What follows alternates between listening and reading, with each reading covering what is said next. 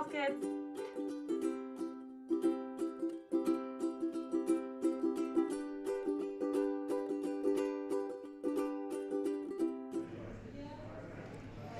Welcome to Public Power Underground Live, our first live show in Season 3 premiere. Public Power Underground is Northwest Public Power's premier infotainment program where we cover public power and public power adjacent news from a power department's perspective. We took the summer off to transition back to the office.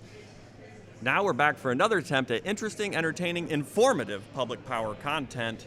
To commemorate the new season, we have a brand new third season theme song inspired by Woody Guthrie's Roll on Columbia, but written, rewritten, re-recorded for electric utility enthusiasts by the Underground's own Arin Guillory and Ian Bledsoe. Let's get some, Karen. Can you get it? Hard times to bring us all into the laughter.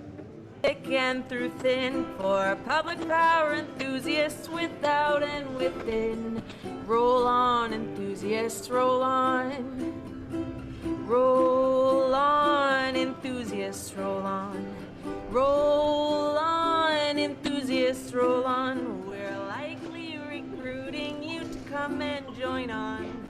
I'm Paul Dockery, the manager of the Power Department for Clatskanie People's Utility District and the creator, co-host, and protagonist of Public Power Underground. I'm masked up, vaxxed up, tested, and on location, broadcasting live from Northwest Public Power Association's annual conference reception. Joining me remotely, also live so that we can learn together apart, is a public power celebrity who needs no introduction.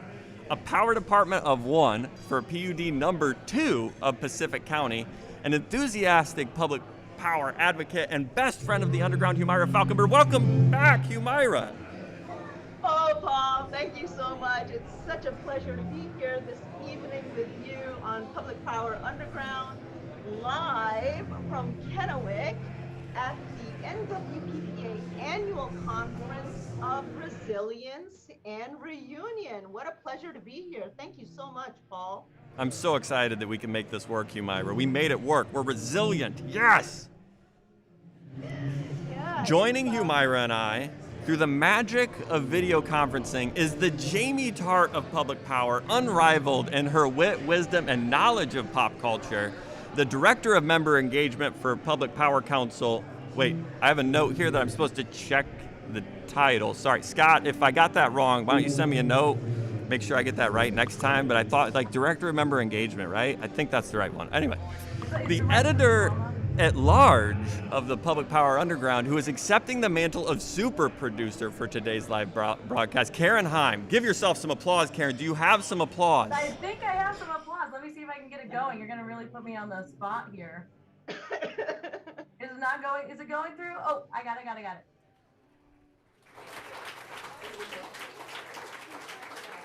Thank you. Paul, I'm so glad to be here. This is my first time dual monitor setup. You've upped my computer game. I'm never going back. Sorry, everyone in the office. I've got 2 now.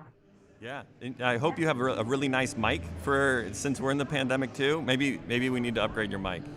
Yeah, put it in that note to Scott that you're going to send him. That sounds like a New good mic for Karen. I'm loving this note to Scott that I'm working on. It's going to be really good. I'm also wondering, like, Jamie Tart, season 2 Jamie Tart, right? Yeah, let's be clear about when this takes place. It's gonna, like, come back, realize, all the things that can be better, and then here I am, season 2 Jamie Tart, ready to be a team player. And we need to make sure everybody realizes there's going to be so many spoilers. So if you have not seen Ted Lasso, you need to just stop now. Just stop now. Go watch it. A new episode starts at 9 o'clock tonight on the Pacific. We're going to be done by 9 o'clock. Guaranteed we're done by 9 o'clock for the new episode, right, everyone? Okay. Well, the theme of this year's annual conference is resiliency and reunion. We take resiliency very serious on the Underground, and also entertainment, definitely creativity and innovation, but most importantly, community. So at the reunion of Northwest Public Power is something to celebrate, and we're here celebrating it with a band that's right there. Can you hear the band? You can hear the band. It's great. Yeah. The pandemic and its associated physical distancing policies broke apart some of those venues for interorganizational subculture. It was into a sliver of the pandemic-created void that the underground sprouted last year. Now that we're all trying to find some sustainable way to talk louder than the music in the background, and also trying to get together, we're approaching this live on-location broadcast with the hope of trying to find some creative, resilient, and safe approach to participate in this reunioning of our public power community, and also bring it to all of you across the region who weren't able to attend for various reasons, including the risks of an ongoing pandemic, the diverse public health policy across the region, or just because you aren't able to in normal times come to the annual conference. So we're here for you, and we're going to try to do it in 45 minutes. 45 minutes. So on today's live broadcast, we're going to put the attendees on a hot seat. We have a hot seat specifically for attendees to tell us what their thoughts were on the 2 days of the meeting. You got anything to add, Humaira? No, I'm really excited to see the lineup of guests that you have queued up at the NWPPA Annual Conference. You know, it really truly is about resilience and reunion. And, you know, public power has a long legacy of resilience, mutual aid, helping other communities in times of need, reunion. It's all about building community and relationships. You know, Scott Corwin is all about membership. So I'm really excited about the lineup, Paul. I am too, and we gotta thank Brenda Dunn. She's been here, looping people in, trying to get me a good lineup. So we're relying on the talents of talented people, which is the way to do it, right? That's the way to do it. Find great people and loop them in. That's the spirit of Public Power Underground. We gotta loop some people in, and also be quick about it. So when we get somebody in the hot seat, Karen, you're gonna put a timer on, right? We're gonna count 2 minutes. When I share my screen, you're gonna see it. Do you have some alarms so we can like glare at them? Glare at them. You gotta. We've got more like just a bell. We've got, let's see, what else do I have? I'm looking at my list of what we have. I know we have one more. Here we go. I got this one for you, Paul. No, not excited. That's a Nate the Great Whistle. That's a Nate the Great Whistle. I love it. Let's use that. Actually, Okay, I like the whistle. let's tune it for the personality. I think you know the personalities well enough. Maybe somebody gets the Nate the Great Whistle. Somebody gets a bell, a ding. I appreciate that and like that decision. Okay.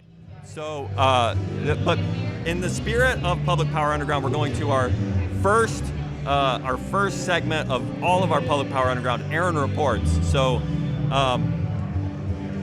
you're gonna have to do it, Karen. You're gonna have to take this away. You gonna go for it? Okay. Let's see. Well, this is Arin Reports. Wait, no, this is Karen Reports. Here we go. It's Arin Reports, Karen reporting. And we're here to make sure you know everything that happened at the NWPPA conference over the last 2 days. I'm Karen Heim, and I've got your agenda rundown. So Tuesday started off with some golfing, and some people were in classes. We're taking recommendations on what people think we should do next time. Really, if anyone needs someone to up their handicap for their team, let me know. Wednesday kicked off with breakfast and an opening session with NWPPA President Michelle Bertolino, Congressman Dan Newhouse, and Rick Dunn of this area's own Benton PUD.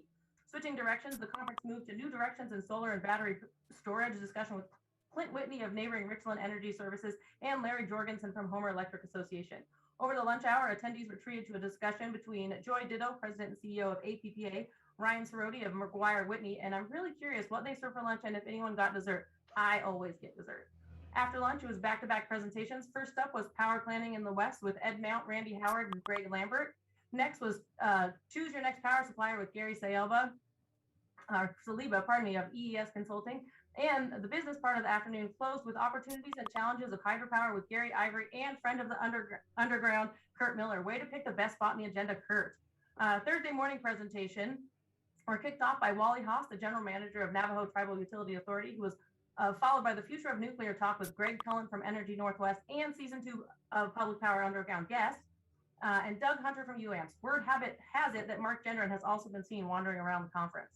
a session on partnerships for funding for the next critical technologies with Deborah Smith of Seattle City Life, Carl Imhoff of the Pacific Northwest National Laboratories, and John Harlow from Snohomish County PUD closed out the morning. Guests were disappointed, I presume, at the awards luncheon that the most coveted award in public power, the unanimous championship belt, was not presented. Maybe next year, Corwin. After lunch, my former boss, celebrity guest for Public Power Underground After Dark seasonal time change episode, and current NWPPA executive director Scott Corwin moderated a CEO panel with Michelle Reimers of Turlock Irrigation District, John Harlow from Snohomish County PUD, Jim Webb from Lower Valley, and Debbie Wilson from Lane Electric Cooperative. Rounding out Thursday's speakers was adventurer, author, or leader, and speaker Allison Levine for her talk on the art of high impact leadership. The Underground was not able to book her for our happy hour, so I guess we'll just have to buy that book. And here we are on Thursday night for really the highlight of the whole conference, am I right? The president's reception to honor past presidents Ron Holm and Brad Janorschke. Some of you will stick around for the NWPPA board meeting on Friday morning, but for those of you that need to head home, stay safe, be well, wear your mask. That's all I've got. Back to you, Paul. Thank you, Karen. And I do see the Anadromous Championship belt in the background. Congratulations, our newest Anadromous champion, for all the time she's returned. The counts are coming. Congratulations, you're now in the circle. It's like a circle, a championship circle for the Anadromous Championship belt. I'm happy. And I can verify it was not at that luncheon. It's on the shelf. I'm very proud of it. We do have the mini version here for the people to like wish they had the belt, Karen. That's good. So, Arin Reports was presented by Plug Pass. Do you work for an electric utility? Are you enthusiastic about buying and selling electric power? Would you like to sell more electric power and make more money for your utility? Boy, do we have a program for you. Plug Pass is Clatskanie PUD's innovative electric vehicle public charging program. Deploy it at your utility to provide low-cost options for your customers to access the charging they need at the speed they need it. With charging speed fees, you can send price signals and recover costs. With subscription charging options at major employers, you can provide value-added services to your customers, both big and small, without burdening the rest of your customers with high-cost charging infrastructure. Want to learn more? We'd love to tell you more. I'd love to spend a podcast talking about it. I probably talk about it too much. Find the program at GitHub. Call your friends at Clatskanie PUD or find me anytime. Plug Pass. It's open source. Plug Pass. It's just an outlet. Okay, and as we get our special guest sat down and plugged in, we're going to get you up to speed on some public power or public power adjacent news that we've missed during our 3-month break from the podcast. Myra, what's been happening? I'm going to interject here. We have our first special guest. We have our first special guest. You got to push the button on the front, and you're mic'd. Aha! Well, hey, Paul. We're live. Good to be here. Welcome to Public Power Underground. You're not very underground out here. This is kind of a busy causeway, but I'm glad you came above ground today. I'm glad to be here. The sun is shining on me. I'm outside of the Hobbit hole. It's like our own spotlight here, and I think I'm getting some glare. I'm not sure. Well, we're here. We're trying to get debriefed. Humaira, what do you got for him? Well, Scott Corwin, what a pleasure. I need to hear. Yeah, there we go. Oh, okay. Scott Corwin, what an absolute pleasure to see you this evening at the reception of NWPPA's Annual Conference in Kennewick with the theme of resilience and reunion. You are a conveyor and a holder of community and membership. Scott, tell us what your experience as the executive director of NWPPA has been hosting the conference. Well, thanks, Humaira. It has been a wonderful experience. It's exhausting as the executive director, a lot of parts and pieces, but I have an excellent staff that NWPPA has for its members, and they're pulling it off here. So it's been fun. A lot of great presentations so far. Yeah, and have you been able to see a lot of the membership present and commissioners and staff and general managers? What's the general vibe there, Scott? Yeah, it's a good vibe. We're trying to be careful in the current situation, and folks, when you're mask requirement, of course, when you're sipping or imbibing, eating, you're not wearing the mask, and there has been known to be food at our meetings, but it's a it's a good vibe. We had a lot of folks in, and the presentation, especially out of the public power experts themselves, were just excellent. So. Yeah. Are there particular highlights that you want to share from the presentation? Well, they're as the executive director, that's like choosing between your children. You do that at your own risk. But I would say that we really do. We have some stars, and all you have to do is call them, and they show up, and they're instant experts in any number of areas. And it's people like Rick Dunn from Benton, Clint Whitney at Richland, Randy Howard at NCPA, Gary Ivory at Douglas, Greg Cullen, Energy Northwest, John Harlow at Snowpud was on 2 panels, Doug Hunter, UAMPS. The other CEO panel John was on, we had Michelle Reimers out of Turlock Irrigation District, and Debbie Wilson, Lane Electric, and Jim Webb out of Lower Valley. So that's a Dynamo CEO panel right there. Yeah, you really lined up a stellar cast of characters for the annual meeting, Scott. Very, very impressive. Were there any challenges, Scott, that you and your staff had to face on site with managing so many people and the restrictions related to hosting in a conference center during the pandemic? You want to share any thoughts on that? Well, there's always challenges, and on that, I think they've done a good job here. There's a lot of space to move out and socially distance, and having said that, for any conference, the logistical challenge, if it's going to go wrong, it'll find a way to do it, especially as you all know, in the AV realm, and even these masks. Although I said earlier at one of our sessions, my kids told me I look better in a mask, but they're teenagers. You expect that out of them, and I'll take that. I'm leaving the mask on. I think I look better with it on than off. So. Yeah. Don't. Go ahead. What were you going to say? No, go for it. No, I think you're really demonstrating resilience, and your staff and all the participants are working to create that membership community experience. Certainly the vibe that Paul shared earlier and what you've shared, I wish I could be there in person, Scott. Yeah, I miss you, Humaira. Miss Karen, of course. Fun. Yeah, I can't wait till it's a little, safer out and about. I want to see the little one. So. Oh yeah, she's not so little anymore. So yeah, so hopefully we get back there. We can all get back together. I know those they just keep growing. Mine's old enough now that she's been in 2 car wrecks in the last 2 months. So that's something to look forward to for you, Karen. Yeah, it is, and I mean, hopefully she's got a little bit of time before we get there, but we'll see. Scott, before we let you go, one of the questions at the CEO Council at the end was like, what gives you hope about public power and the future of public power?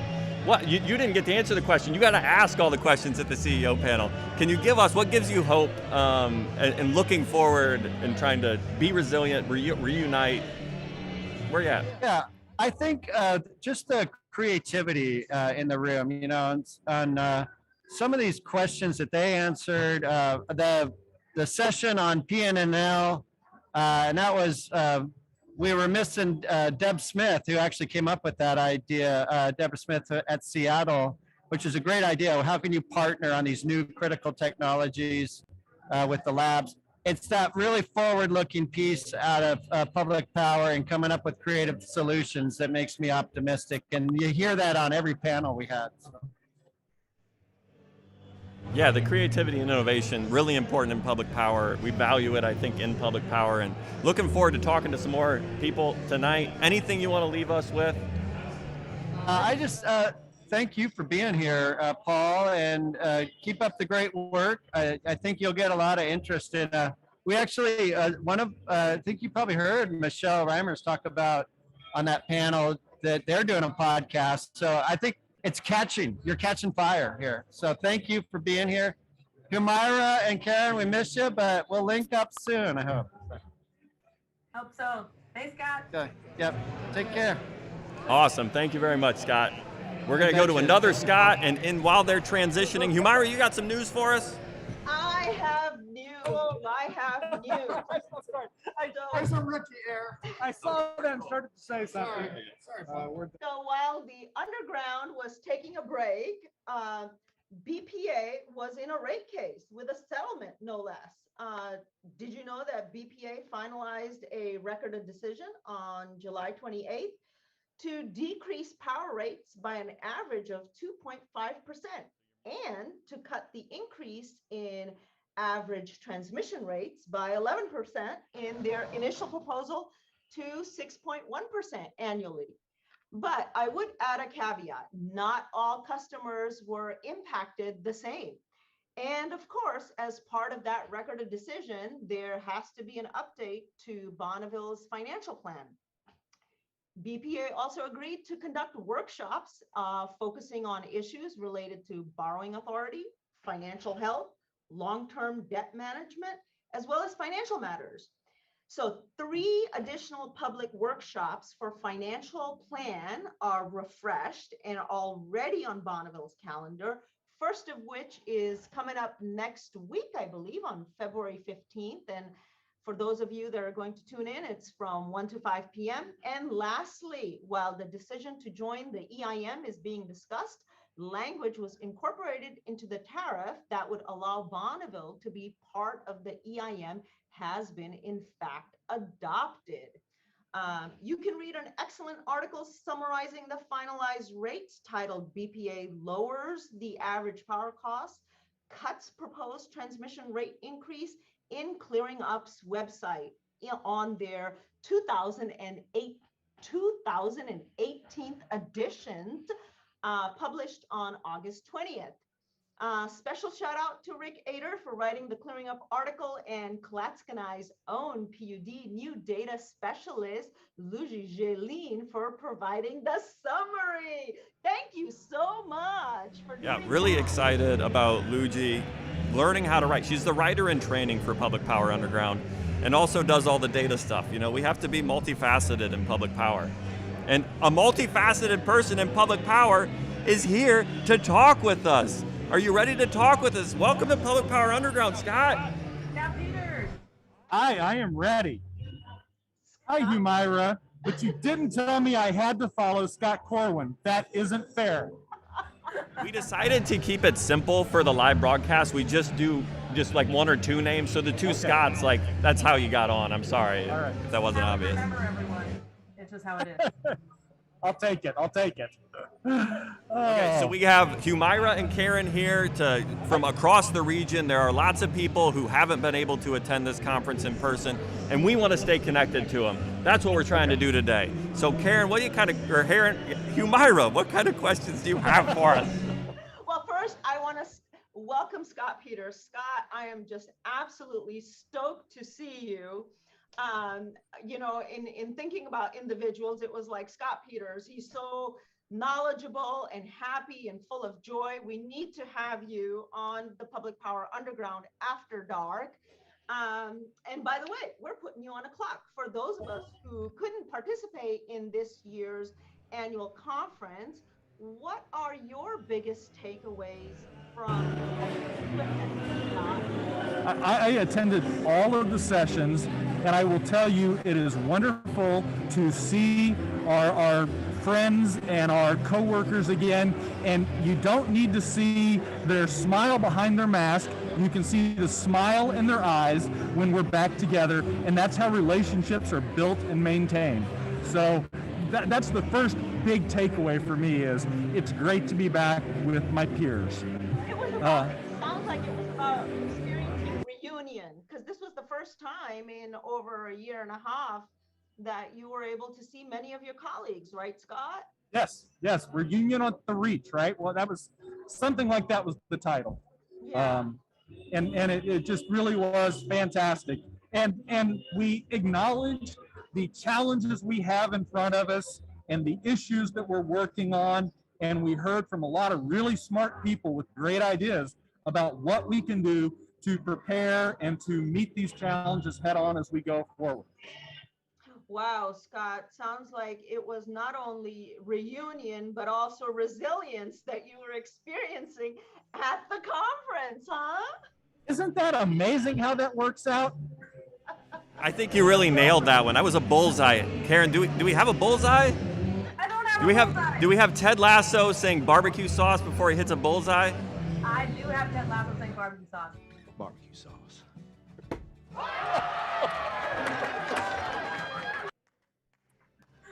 Well done. So Scott, one of the things at the end of the day, I only attended today, and they asked at the end of the CEO panel, what gives you hope about public power for the future? And I think that's one of my questions I'd love to pose to you. Like, what gives you hope in this industry, and what moves us forward in the future? I'll tell you what gives me hope is, and other CEOs talked about it, but our employees, they care. They're not chasing the almighty dollar. They're in it to serve our members and our customers, and they like doing the right thing. And that's, I tell my people all the time, if you're doing the right thing for the right reason, I'm never going to call you out, and I'm always going to support you. And that's what public power likes to do. The right thing for the right reason, and our people give me hope. I mean, obviously, that's a great answer. That's another bullseye. Can we do it again, Karen? Can we do the barbecue sauce again? Barbecue sauce. I mean, you do watch Ted Lasso, right, Scott? I watch Ted Lasso, yes. Yep. It's a great show. My kids are watching at home, and right now, I guarantee my oldest son, Tove, is going like, Dad's talking about Ted Lasso again. It's good. Favorite dinner table conversation? It's every time I talk to any adult, it's always about Ted Lasso, it seems like. And this is no different. I got Karen and Humaira here as well. So, annual conference, we got a happy hour tonight. Are you stinking around for tomorrow? No, tomorrow is just the board meeting. So it is done for me tonight. I'm going to pick up my son, who's following me in a public power career tomorrow, and give him a ride home. So that is awesome. It has been great to have you. I do hope you'll come back and we can talk about a really geeky topic on Public Power Underground sometime. It's the art of geeky topics, isn't it, Karen and Humaira? Absolutely. And now Scott is an honorary friend of the underground, so you can expect emails from us, and hopefully you're going to come back and join us. Do I get a pin, like the More Powerful Together pin that says Friend of the Underground? Oh, Paul, we got to get pins. We need to work on some merch, maybe. We need some merch. Logo apparel. All about the logo. This has been great. Thank you, Scott, for stopping by. And Humaira, back to you. Thank you. Let's do some news, Humaira. What's up next? Hey, thanks, Paul. So as many of you experienced in late June, the Pacific Northwest actually suffered a record-breaking heat dome event that saw temperatures in Portland set at 116 degrees on the 29th of June and 108 degrees on June 28th in Seattle. Now, that being said, we at the coast were agnostic to the heat events. I had to add that in, of course.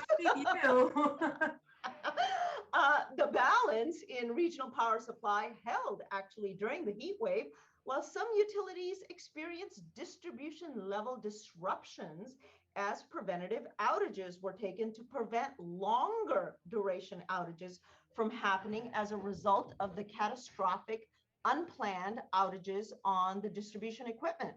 I should also mention that, during that event in Portland, the city car, the street car, the cables were melting. So they had to actually cut service on the streetcar. And this heat wave was reportedly caused by a highly amplified jet stream pattern called a wavy jet stream. According to an article published in CBS News, the event in the Pacific Northwest was a textbook example of a block called an omega block because it looks like the Greek letter omega. The summer's highest prices didn't occur actually during the heat wave, as the event was situated over the Northwest and didn't impact the desert Southwest and California. So it wasn't a coincidental heat wave across the Pacific Northwest and the desert Southwest or California. The late July cross-western heat event and even heat earlier this week in California and the desert Southwest actually caused the power prices in the Northwest to spike to over $350 a megawatt hour. So that's the news from here, Paul. Thank you, Humaira. Great segue. We're talking about power markets in the Northwest, a major event in June. And here we're going to have another awesome guest, Michelle. Welcome to Public Power Underground. Thank you very much. Hey, do you have any context for what Public Power Underground is? Well, Brenda just gave me a 10-second briefing, so. That's exactly right. That's the exact kind of energy we're hoping for at the Underground. Completely unsuspecting guests. Yeah, So no. right on the nose. So we're joined by Humaira Falkenberg, Pacific County PUD's power manager, and Karen Heim, who I'm advocating be the Director of Member Services for PPC, but works for PPC. We do this frequently, and we're here to try to keep our community connected during a pandemic in circumstances where we can't all get together in person. So welcome. Hope you enjoy it. Thank you so much. And Humaira's going to take it away with a question for you. Ready? Okay. Yeah, so I want to make sure I have the right Michelle because of the mask. So is this yeah. Michelle Reimers from Turlock? No, this is not. This is Michelle Bertolino from Roseville. Michelle. Well, welcome, Michelle, because you know what? Both of you have blonde hair. Yeah. And Her hair is much longer and she's much younger. So I cannot see the face, Michelle. Welcome. Too many Michelle. thank you. Oh, there I am right there, yeah.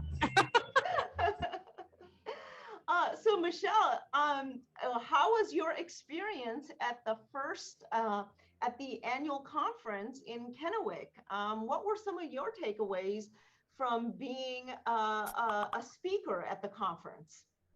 Well, I think it's been a great conference, and as always is, I've been part of NWPPA for probably close to 10 years, and it was great to see everybody in person and to at least see half of our faces, right? Although I think we did cheat a little bit and take our mask down for a little bit while we ate, maybe. So takeaways for me is it just reminded me of how much in common we have. You know, I'm from California, so is the other Michelle. I have to tell you though, let me just give you a little fact that of all the public power utilities in California, there are only 2 that are headed up by female general managers, and we're both named Michelle. So anyway, so what strikes me today about what I heard is how much we all have in common. Even though we have a lot of differences, coming from California, there's quite a bit, not here necessarily, but there's quite a bit of anti-California sentiment for lots of different reasons. And what I was just reminded of today is that we have so much more in common than we do differences. And within NWPPA, we all get to those things we have in common very quickly, and we bond very quickly, and we learn to work together very quickly, and we learn so much from each other. So that's kind of my takeaways for today.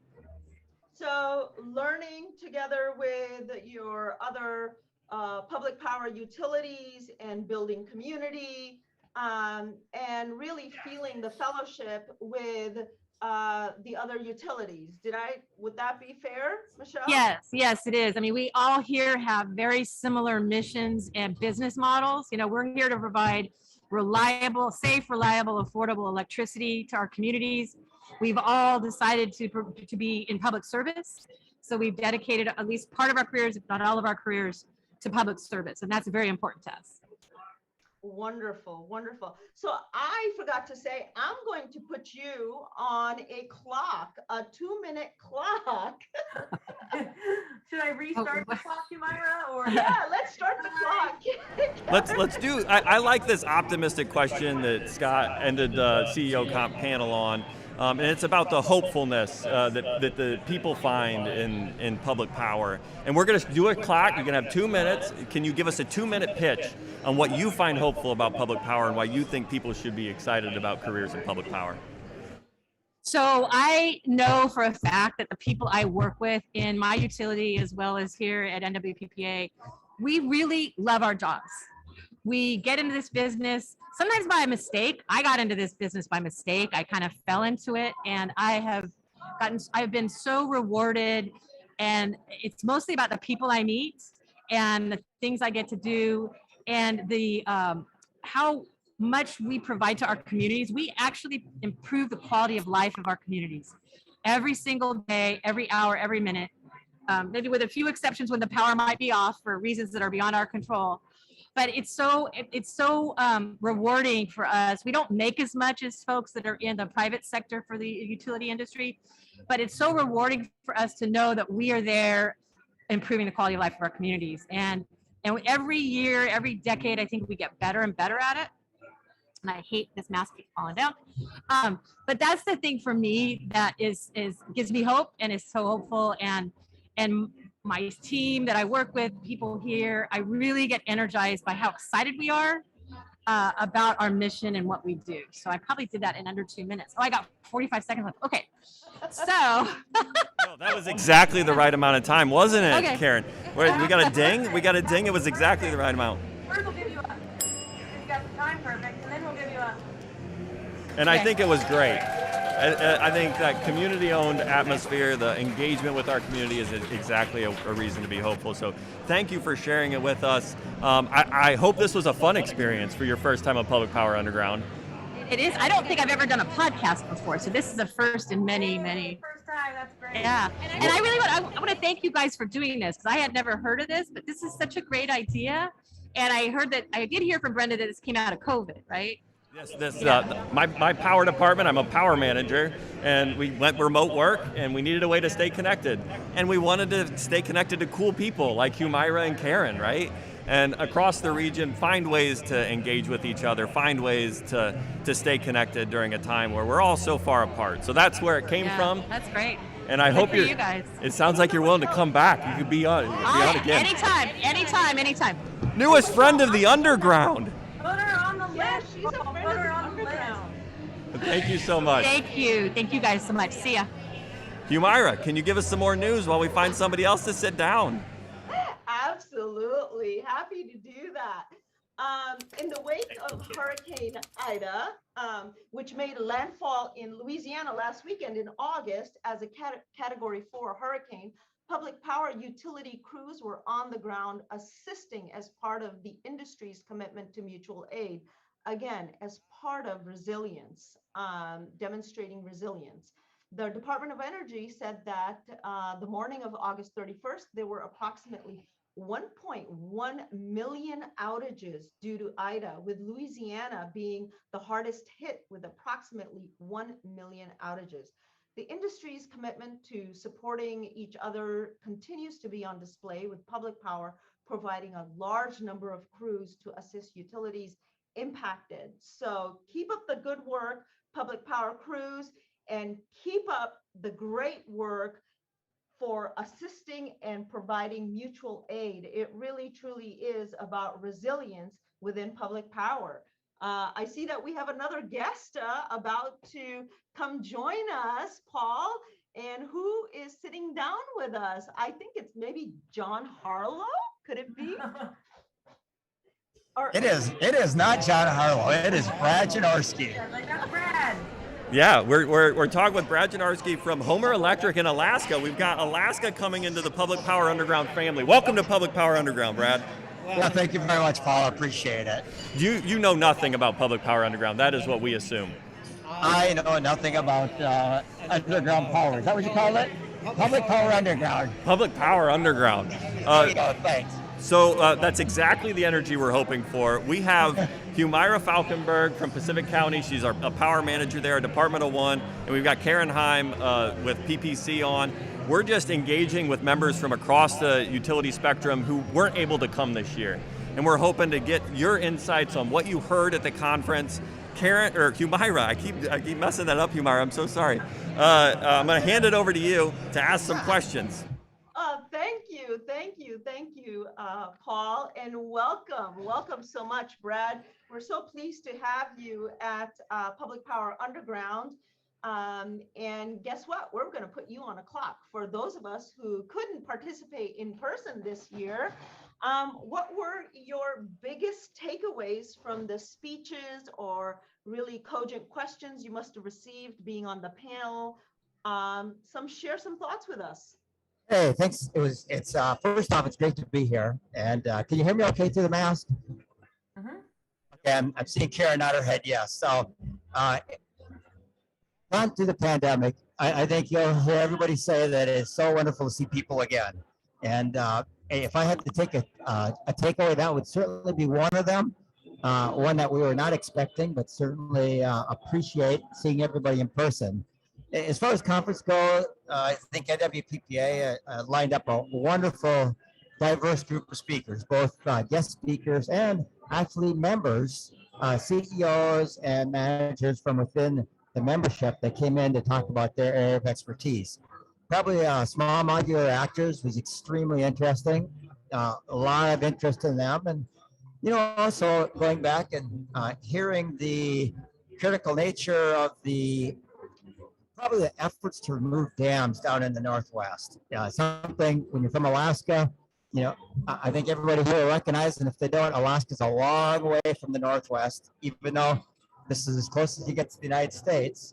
Up there, it is quite a distance, and some of the issues that come up, we certainly keep track of, but may not impact us as greatly as they do in the Northwest.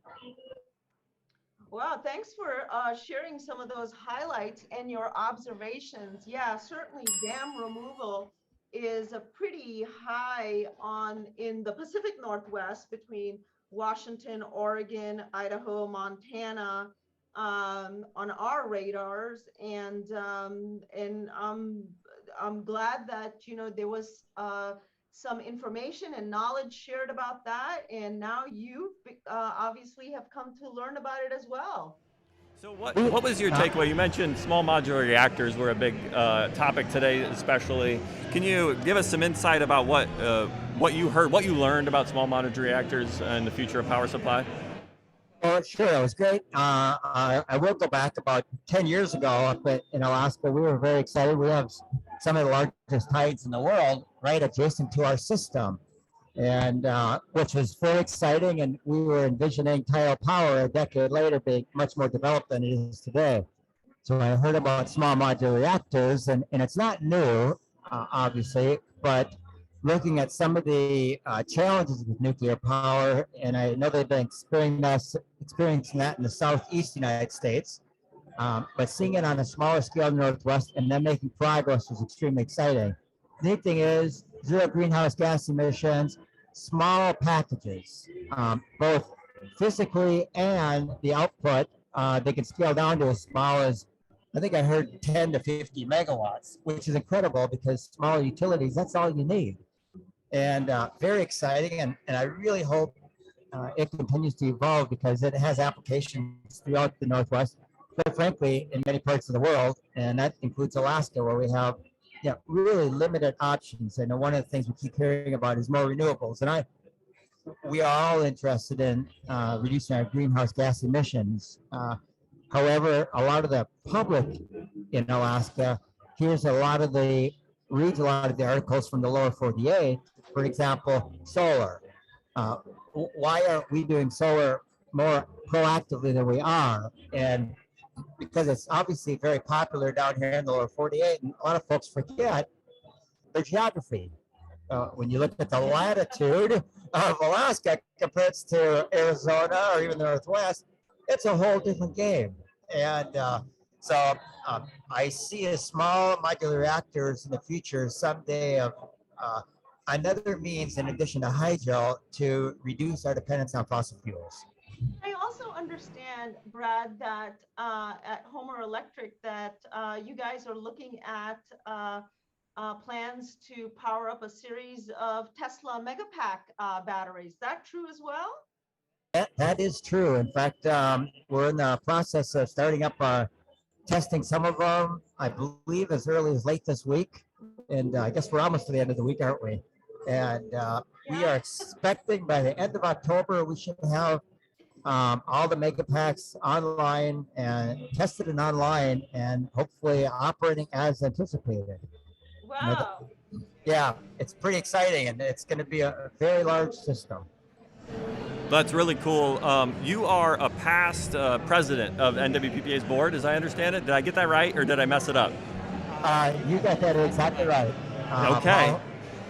So it seems like, for chairing an organization like this, you got to really be invested in public power and community-owned resources. Can you give us your pitch for public power? For all those out there that are joining the industry and thinking about coming to public power, what's your pitch? Come join public power. One of the biggest things I've learned about public power, and I've actually got into public power January 2nd in '89. So it kind of tells you that I'm past 40 years old by now, and I've been in public power ever since, working for both G&Ts and 2 distribution co-ops and 1 currently a GTND. And the biggest plus for public power is the membership has the opportunity to provide input into the direction of the organization.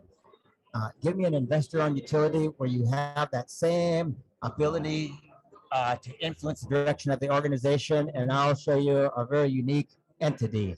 And yet with public power, very, very common, where members, doesn't matter what size you are, always have the right to come into the boardroom, are always invited into the boardroom and provide their insight and thoughts into the direction of the organization. And it is, I think that's why we work so well. I love it, and I love the enthusiasm. That's some applause for you coming through. Love it. Good job. Give me some barbecue sauce, Karen. That was right on. That was for you. Give me a barbecue sauce for you. You hit that one on the target. Thank you very much for coming on Public Power Underground. I really hope you enjoyed it, and I hope we can count you as a friend of the Underground now. You can, Paul, and I appreciate it, and thanks for the questions. Thank you very much. Humaira, do we got some more news? Absolutely, we do. We have more news, and the news is adequate progress was made with resource adequacy. Guess what? The Northwest Power Pool completed a 254-page detailed design document hosted by the Northwest Resource Adequacy Forum, who hired SPP to provide a program operator services and rebranded the Northwest Power Pool Resource Adequacy Program as the Western Resource Adequacy Program, known as the RAP. The RAP is seeking participants to join its non-binding forward showing program, which is essentially phase 3A of its planned program development. Interested parties and participants are asked to sign a participation document by September 30th. So you have less than 3 weeks almost to sign up. For more information, you can reach the RAP directly at their email address, rap@nwpp.org. I see that we have another guest lined up. We got Prairie to sit down with us. I mean, we're talking about power supply and Bear shows up. It's just, he knew what was coming. Bear, you know Public Power Underground, right? I mean, you've at least heard of it.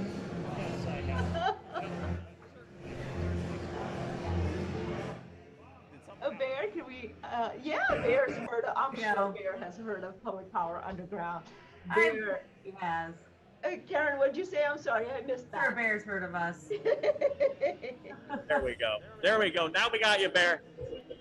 All right, so we on now? Yeah, Bear. Yay! Technical difficulties. We've been pretty good so far live, not having too many technical difficulties. We're doing pretty well. Yeah. Okay, so welcome to Public Power Underground. You know, we're trying to reach out to people who couldn't be here in person for the variety of reasons and keep community connected. And Humaira's got some questions for you, and I'm hoping you can give us some profound insights. But we got 8 minutes max, okay? And we've been in meetings together. I know that you can talk. So, Karen, can you give Nate the Great whistling so that he knows when we need to cut him off? Can you get Nate the Great whistling? Bear. No. Okay, now you know what to expect, right? Yeah. Thanks, Paul, for setting me up with, we only got 8 minutes, so shut up. No, I mean, we got to set you up for success. I'm setting you up for success with this, okay? Right? Rules for engagement, setting up for success. Take it away, Humaira. Hey, thanks a lot, Paul. Bear Prairie, welcome. What an absolute pleasure to have you on Public Power Underground After Dark. It is such a joy to see you. We have missed you. But before I go any further, we are going to put you on a clock because, as Paul said, we know how you talk. So we're putting you on a clock. For those of us who actually couldn't participate physically in person, like myself, bummed about that. But what I want to know from you, Bear, is what were your biggest takeaways from the speeches, the panels, the discussions, the presentations? What did you take away from the NWPPA Annual Conference on Resilience and Reunion? Paul. Well, overall, I'm thinking it's fairly depressing. It's, you know, when you sit there and look at the options that are on the table for what we're going to do to manage, really through a technology gap here, because we just got to find a way to thread the needle for the next, 8 years, 10 years before some technology matures.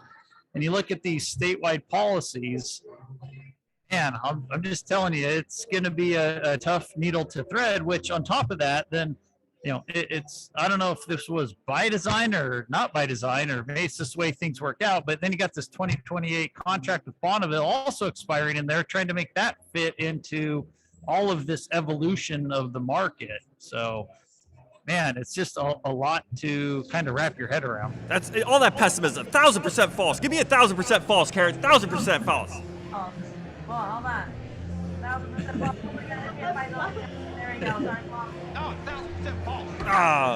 No, but so your challenge, you're outlining, I think, the challenges that were very well articulated at today's meetings. What do you think are these mechanisms, and what gives you hope in public power of being able to overcome them and work together? Do you have some hope, Bear? Bear, Of course, I always have hope. It warms my heart when you're talking. We get in, we start talking about the slice product, the load volume product, and all of a sudden, I see, coming through, they're talking about the RSO test, and I'm like, oh, it warms my heart that some of these items that we've talked about for a long time keep kind of circling up. So we've talked about all of this. We really know what we need to do, and all we need is a little bit of clarity into the, evolution of the markets, which I think is coming. So I really feel like the industry across all the sectors and segments, even across the West, are getting focused in on where we need to go as a region. So I think that the collaboration that you're seeing across investor-owned utilities, municipalities, co-ops, PUDs, different demographics, we're all struggling with the same issues. So we're collaborating and we're talking and we're trying to see not so much, and you're seeing the dialogue change over the last couple of years where the issues and the challenges that we face are so big that we need to tackle them together as an industry and not, subdivide each other by state or region or type of electric utility. And that's where we're going to get the most success. And that's where I think we're at a unique opportunity in place to be able to write our own future. So I'm really excited to be at this place in time to really set up the power system of the future, where we're retiring certain resources, looking forward to what the future resources are going to be. Yeah, I really like the concept of we're public power. It's the Northwest Public Power Association, but reaching to other utilities, not just focusing on public power, is also really important to break some of these barriers to the future power supply. It's a really good insight. Thanks, Bear. Thanks for your insights, Bear. Yeah, I mean, just today you're sitting there at NWPPA and all the conversation, discussion around the nuclear industry. You go back 5 years, nobody is talking about next generation nuclear reactors. You're talking about true Gen 4 reactors, new scale reactors, and here you have public power leading the way in some of this cutting edge research and the things that we're working on. It's like, hey, guess what? Large utilities are the utilities. They're, kind of in the backseat trying to get caught up, trying to say, hey, we can play in this space too. So everybody's got a seat at this table. And I think public power is well positioned to really be at the front of these conversations. I agree. I really appreciate you being at the table with us. and having some fun too, and engaging with those that couldn't be at the conference. So thanks for sitting down. Thanks for chatting with us. I appreciate it, Bear. Let's do it again. You willing to come back on the underground, talk about microgrids, fiber, anything, everything? Yeah, always excited. Yeah, always excited to spend time with friends and support the public power community. It's been a great experience, and always lots to talk about because there's always a lot going on within our communities and what we do. Okay, thank you. Humaira, you want to take it to the next news, and we can see what we got coming next? Absolutely. And Bear, you can expect emails from the Public Power Underground. Thank you for being our honorary friend of the Underground. So absolutely, look forward to hearing from us. Yeah, we do have more news. In last month's news, the House passed along party lines a $3.5 trillion budget resolution to transform actually the electric sector in the United States. And key elements of that budget plan include the Clean Electricity Payment Program. And this payment program would use payments and penalties to encourage utilities to increase the share of electricity that they sell from carbon-free resources each year. If it works as hoped, the legislation would ensure that the power sector generates 80% of its electricity from sources like wind, solar, nuclear plants by 2030, by cutting more than 1 billion tons of annual greenhouse gas emissions. Separately, the Senate passed the Infrastructure Investment and Jobs Act on a bipartisan basis. Key provisions in the legislation was increased borrowing authority for Bonneville for an additional $10 billion. And the key person behind that, Senator Cantwell. She drafted language and subsequently puppy guarded the provisions, which included PPC constructed language that delays the access to $4 billion of the new borrowing authority until 2028. Why hold up the $4 billion access in capital? Well, it's actually a carrot and stick approach. Conditioned on Bonneville receiving this additional funding, the agency must update its financial plan and engage with customers on how best to spend the money. So the key takeaway, the legislation from Washington, Senator Maria Cantwell adds $10 million to Bonneville's federal debt ceiling, of which currently 7.7 it is right now. And Bonneville has reached that limit, and combined with other borrowing authority would have $14.5 billion in total debt. Of that, the 10 billion, and 1 billion is for removal, restoration, or replacement of culverts that can impede fish passage. And $6 million for fish passage will be used for restoration. Now that's quite a bit of money. So I am going to hand it off to Paul. So that's the news for Bonneville's borrowing authority, Paul. Thanks, How much you Humaira. give I up think before that's you check great out? news. I drew a robot. That's cool, bud. Yeah, I got a lot of it. I think that's great news. I want to thank, I'm just going to give credit to Mike Dean. Mike Dean did all of this. You know, he did the analysis that showed the borrowing authority. I don't know. Who else should I be giving credit to, Karen, at PPC, our dear friends at PPC? It was heavy lifting on his part. I love it. Well, that's all the updates we have at this annual conference this year. Anything else we should insert? If you have any questions, opinions, or corrections, you can send them to me on Twitter at a Power Manager. Or if you're a friend of the Underground, and all the new friends of the Underground, you can send any of us a note. If you enjoyed the broadcast, send Scott Corwin a note so that maybe we can get an invite back next year. This has been fun. It's been great. Oh, it's wonderful.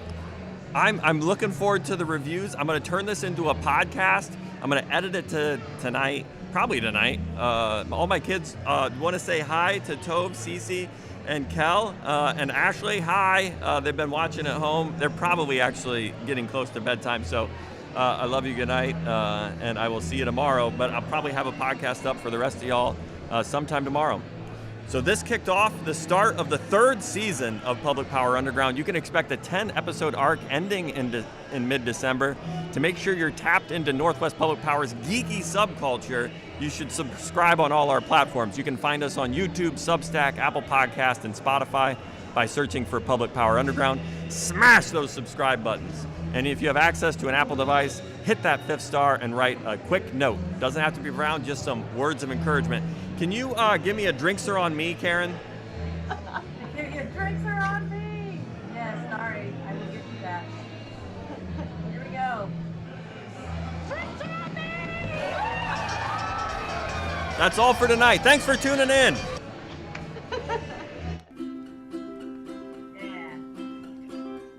We started in hard times to bring us all in. Into the All right, disclaimers. Public Power Underground Live is an infotainment about public power and public power. Sorry. And public power adjacent news from a power department perspective. It's written, edited, and produced by the power department and Friends of the Underground. The views expressed here are our own and not the official views of Claxon Act. We started in hard times to bring us all in. Public Power Underground Live. Into the No host, laughter co-host, through guests, thick or guests and appearing on thin Public Power Underground Live for generate ad revenue from the episodes. Make me, enthusiasts Humaira, Scott, Corwin, and all of our guests today feel good by sending us an email, a text, a call to let us know if you enjoyed our presentation today. And then do it for us, do it for them, do it to make other people feel valued and appreciated. We would love to hear it. Public Power Underground for electric utility enthusiasts. Public Power Underground, it's worth to watch.